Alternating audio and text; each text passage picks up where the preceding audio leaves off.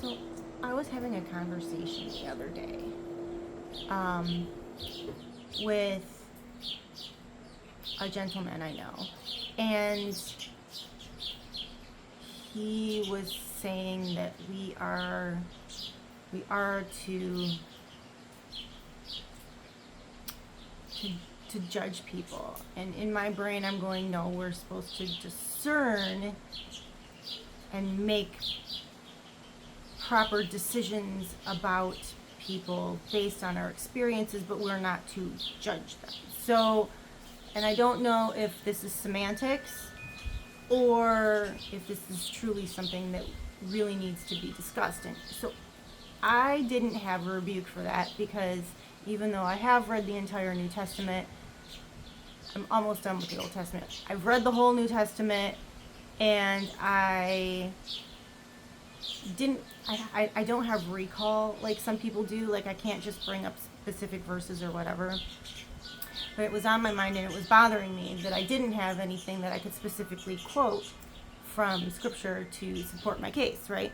So then, like typically happens, I was reading a post that someone else had done, and it took me to a passage in James.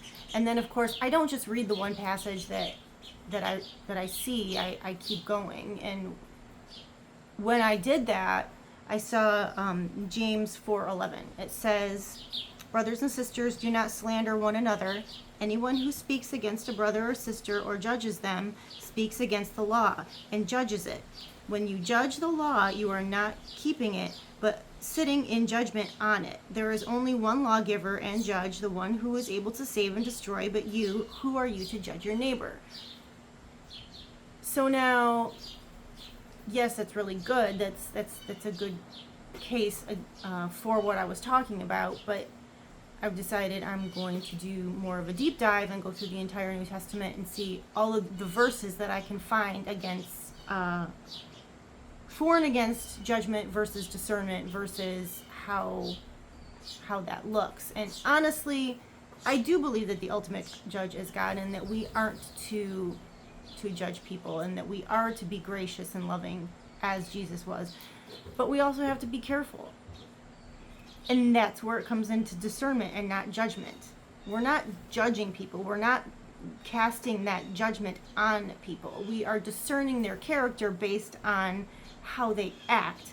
And then from what we find out about that person, it determines whether you want to spend your time with that individual or not. And so I think there's a difference there, and that difference needs to be highlighted. So once again, always go back to the book and read it for yourself and make your own judgment call on whether or not you believe that's what that says.